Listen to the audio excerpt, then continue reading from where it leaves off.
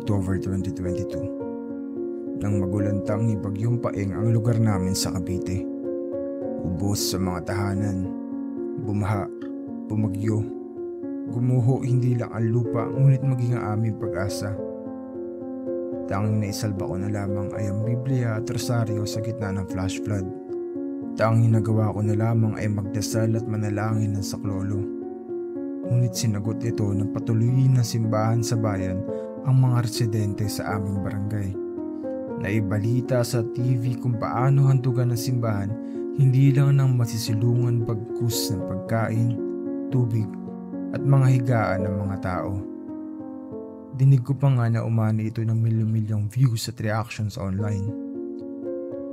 Nakatulog kami na matiwasay at walang takot at pag-aatubili. 4:00 na ng umaga. Muling nagulantang ang mga nag-evacuate, hindi dahil sa kulog, ulan, hangin o bagyo. Ngunit dahil may magaganap daw mamaya na misa, kaya't pinapaalis kaming mga nag-evacuate. Salamat sa panonood.